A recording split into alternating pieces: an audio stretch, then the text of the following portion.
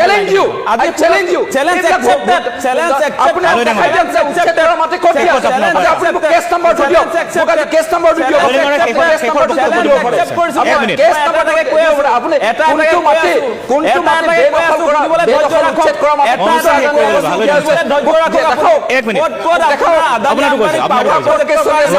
কথা আমি নাজানো আজি আপোনাৰ কাৰ্বি আংলঙৰ কথা বিঘা মাটিৰ কেছ গুৱাহাটী হাইকোৰ্টত চলি আছে আজি জয়ন্ত গোস্বামী ডাঙৰীয়া উত্তৰটো শুনিব এই সকলো কথা কৈছে আপোনালোকে চাওক অসমৰ ৰাইজে বিবেচনা কৰা কাৰ্বি আংলঙৰ ভূমিত এক মিনিট গোস্বামী ডাঙৰীয়া এই সকলে আজি কাৰ্বি আংলঙৰ কাৰ্বি গবেক বিজেপিৰ ভোট সংখ্যা দিছে বিহাৰীয়ে দিছে সেই কথা আমি পাহৰি যোৱা নাই আজি আপোনালোকে নিশ্চয় সকলে লক্ষ্য কৰিছে কাৰ্বি গবেক কাইলে সকলোকে কি ক'ব ঠিক আছে অসমৰ এক মিনিট নিয়াৰ কাৰ্বি গবেক আহিছে অসমীয়া গবেক আহিব এতিয়া আমি গোস্বামী ডাঙৰীয়া এক মিনিট ৰাইজে দেখি আছে জিনিবৰ সমতে আমি দেখি এই সকল প্ৰসংগটো থাকক ডেকা ডাঙৰীয়া আপুনি কিবা এটা ক'ব বিচাৰিছে মাজত এটা ক'ব বিচাৰিছে তেওঁ এই সকল মোৰ উপা কলিতাৰ ওচৰলৈ আহিম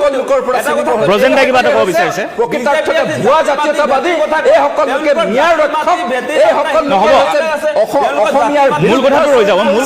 অসমীয়া মানুহৰ বিৰুদ্ধে চন কৰিছে এই সকল লোকে হৈছে এক মিনিট আৰু এওঁলোকে হৈছে এক মিনিট আমি টপিকটো আলোচনা কৰিব নোৱাৰিম তেতিয়াহ'লে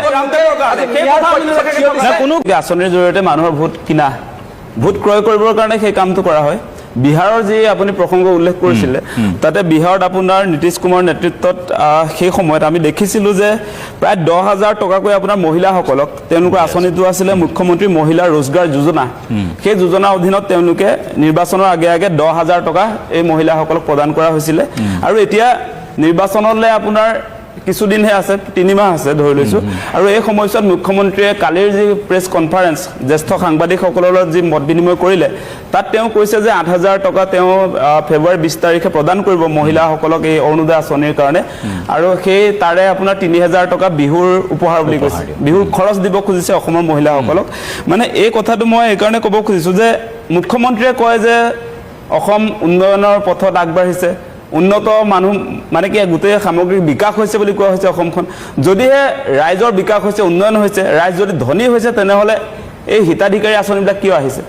এতিয়া আপোনাৰ বিহুত এই খৰচ কৰিবৰ কাৰণে বিহুত যে খা খৰচ থাকে মানুহৰ তাৰ এতিয়া মুখ্যমন্ত্ৰীৰ ফালৰ পৰা চৰকাৰে যোগান ধৰিবলগীয়া হৈছে মানে মানুহৰ হাতত পইচা নাই সেইটোৱে বুজাইছে ৰাইজৰ হাতত টকা থকা হলে মহিলাৰ হাতত যদি টকা থকা হলে কোনো কাৰণতে আচলতে ৰাজকোষৰ পৰা ধন মহিলাক দিবলগীয়া নহলহেঁতেন আৰু সেই কাৰণে ৰিজাল্ট আহিছে আপোনাৰ যে সামগ্ৰিক বিকাশৰ ক্ষেত্ৰত সাস্টেইনেবল ডেভেলপমেন্টৰ ক্ষেত্ৰত দেশৰ 36খন ৰাজ্যৰ ভিতৰত অসমৰ স্থান আপোনাৰ 29 নম্বৰত মানে 29 নম্বৰত আছে বিহাৰৰ লগত তেওঁলোকৰ কম্পেয়াৰ মানে আপোনালোকে এটা কথা চাব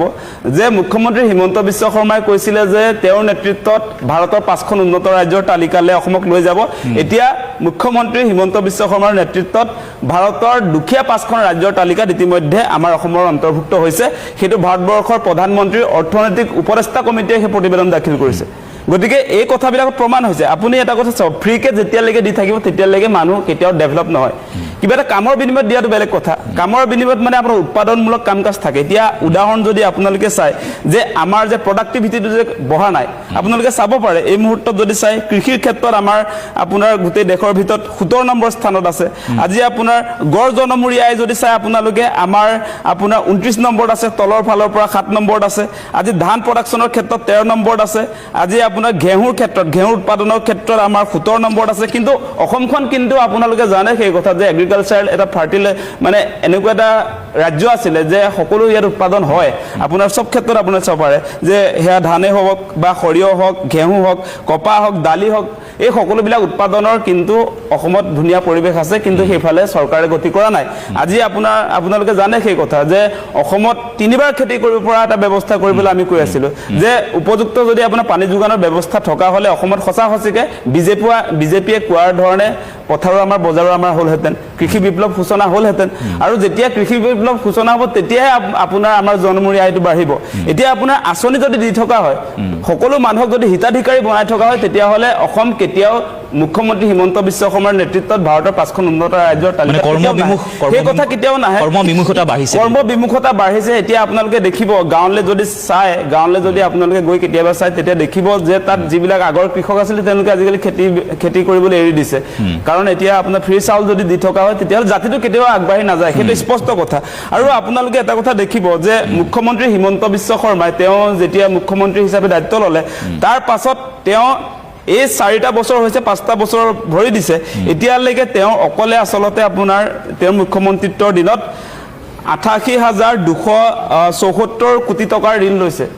আৰু আপোনালোকে যদি কম্পেয়াৰ কৰি চাই স্বাধীনতাৰ পাছত 1947 পৰা 2021 চনলৈকে সৰ্বানন্দ সোণোৱাল মুখ্যমন্ত্ৰী থকালৈকে টোটেল ঋণ আছিলে অসমৰ আপোনাৰ 89,709 কোটি টকা আৰু মুখ্যমন্ত্ৰী 4 বছৰতে একদম প্ৰায় 90 এতিয়া এই 2-3 মাহৰটো মই হিচাপ কৰাই নাই সেইটো ক'লে আপোনাৰ তেওঁ অকলে 4 বছৰতে এটা ৰেকৰ্ড গঢ়িছে ধাৰ লোৱাৰ ক্ষেত্ৰত ঋণ লোৱাৰ ক্ষেত্ৰত গতিকে এই মুহূৰ্তত আপোনাৰ অসমৰ ঋণৰ পৰিমাণ হৈছে 1,77,983.2 কোটি টকা গতিকে এনেকৈ কিন্তু ধাৰৰ পৰিমাণটো বাঢ়ি গৈছে আৰু এই মুহূৰ্তত মুখ্যমন্ত্ৰীয়ে ক'ব যে তেওঁ ধাৰ মৰাৰ কেপাচিটি তেওঁৰ চৰকাৰৰ আছে সেই কথাটো কয় সাংবাদিকক কালিও কৈছে যে তেওঁ ঋণ লৈছে কাৰণ তেওঁ ধাৰটো পৰিশোধ কৰিব পাৰে কিন্তু এটা কথা আপোনালোকে মনত ৰাখিব যে এই কংগ্ৰেছৰ বিৰুদ্ধে প্ৰথম কেম্পেইনটো আহিছিলে কিন্তু কংগ্ৰেছে ডুবাই পেলালে ঋণ লৈ গোটেই অসমৰ পৰিৱেশ শেষ কৰি পেলালে বুলি কোৱা হৈছিলে তেতিয়া কিন্তু ইমান পৰিমাণৰ আপোনাৰ ধাৰ লোৱা হোৱা নাছিলে তাৰ পাছতো কিন্তু এই মুহূৰ্তত তেতিয়াও কিন্তু চৰকাৰে আপোনাৰ ঋণটো পৰিশোধ কৰিব লাগিব কিন্তু আমাৰ ক'ত ক্ষতি হ'ব এতিয়া বাইদেৱে অলপ উল্লেখ কৰিছিলে কথা বতৰাবিলাক যে ঋণ লোৱাৰ পাছত তেওঁ কৈছে ডাইৰেক্টলি যদিও আমি ৰাইজে সেই ঋণ পৰিশোধ নকৰোঁ তথাপি আপোনালোকে জানে যে আমাৰ কৰকাতলৰ টকাৰে ঋণ পৰিশোধ কৰিব লাগিব এতিয়া টোল গেট বিলাক যে হৈছে এতিয়া আপুনি যদি বঙাইগাঁৱৰ পৰা একেবাৰে আপোনাৰ উজনি অসমলৈ যায় তেতিয়া 1200 প্ৰায় 1200তকৈ বেছি টকা আপোনাৰ এই টোল টেক্স দিব লাগিব মানে এবাৰ যাওঁতে টেক্স দিব লাগিব ৰিটাৰ্ণ হওঁতে তেনেকে দিব লাগিব তেনে কিমান টকা আপোনাৰ ৰাইজৰ পৰা তেওঁলোকে আচলতে লৈছে সেই কথাটো আমি চাব লাগিব যে তেওঁলোকে সঁচা সঁচিকে যে চামুচেৰি দি আচলতে বেলচামাৰি উঠাই লৈ গৈছে প্ৰতিটো সামগ্ৰীৰ ক্ষেত্ৰত সাংঘাতিক ধৰণৰ মূল্য বৃদ্ধি হৈছে সেই টকাবিলাকে দিয়ে তেওঁ আচলতে ঋণ পৰিশোধ কৰিব আজি কণীৰ দাম আপোনালোকে জানে 3 টকীয়া কণীৰ দাম আজি 9 টকা হৈ গৈছে 10 টকা হৈছে 10 টকা হৈ গৈছে সেইটো কমতি কথা হৈছে নেকি আজি আপোনাৰ চিমেণ্টৰ দাম 200 টকা হৈছিলে বিজেপিৰ আগত 200 টকা চিমেণ্টৰ দাম আজি 500 টকা হৈছে ৰদৰ দাম আপোনাৰ সেই সময়ত আছিলে 4000 টকা এতিয়া 8000 টকা হৈছে প্ৰতিটো সামগ্ৰীৰ ক্ষেত্ৰত আজি ঔষধৰ ক্ষেত্ৰতো সাংঘাতিক ধৰণৰ মূল্য বৃদ্ধি হৈছে এতিয়া সাধাৰণ মানুহে মানে উপযুক্ত চিকিৎসা লাভ নকৰে টকা পইচাৰ অভাৱত বহুত মানুহ মোৰ ঘৰৰ ওচৰৰ মানুহ মৃত্যুমুখত পৰিছে প্ৰয়োজনীয় ঔষধ যোগান ধৰিব নোৱাৰে তেওঁলোকে কিনিব পৰা নাই তেনেকুৱা অৱস্থা হৈছে মানে বিজেপিৰ দিনত আমি যিবিলাক আশা কৰি আছিলোঁ তেওঁলোকেতো পৰিৱৰ্তনৰ কথা কৈছিলে তেওঁলোকে মূল্য বৃদ্ধি হ্ৰাস কৰাৰ কথা কৈছিলে ডিজেল পেট্ৰলৰ কথাটোতো আহিছে যে মোদীয়ে আপোনাৰ 35 টকাত পেট্ৰল দিম বুলি কৈছিলে 26 টকাত ডিজেল দিম বুলি কৈছিলে আজিৰ দিনটোত আপোনাৰ পেট্ৰলৰ দাম 100 টকা আপোনাৰ ডিজেলৰ দাম 90 টকা গতিকে কেনেকুৱা ধৰণে মূল্য বৃদ্ধি কৰি চাৰিওফালে ৰাইজক হাহাকাৰ কৰি তুলিছে বিজেপি চৰকাৰে আমি সেইবিলাক দেখি আছো গতিকে এতিয়া বিহাৰ মডেল অনা মানে এটা কথাই বুজি পাওঁ যে বিহাৰ মডেলটো হৈছে একেবাৰে দুখীয়া ৰাজ্যৰ এটা মডেল মানে তাত আপোনাৰ এই যে এতিয়া নিৰ্বাচনৰ আগত যে ভোট ক্ৰয় কৰিলে এতিয়া মুখ্যমন্ত্ৰীয়ে ইয়াতো আপোনাৰ নিৰ্বাচনৰ আগত 8000 টকা দি আপোনাৰ ভোট ক্ৰয় কৰিব আৰু তেনেকৈ তেওঁলোকে ভৱিষ্যত মানে পুনৰ গাদীত বহাৰ কাৰণে পৰিকল্পনা কৰিছে কিন্তু এই ক্ষেত্ৰত আমাৰ কথাটো মই বিৰতি এটা এই কথাটো স্পষ্ট যে এনেকৈ যদি আপুনি প্ৰতিটো মুহূৰ্তত প্ৰতিগৰাকী মানুহক যদি হিতাধিকাৰী বনাই গৈ থাকে তেতিয়াহ'লে অসম সঁচা সঁচিকে উন্নয়নৰ পথত কেতিয়াও আগুৱাই যাব নোৱাৰে সেই কথাটো স্পষ্ট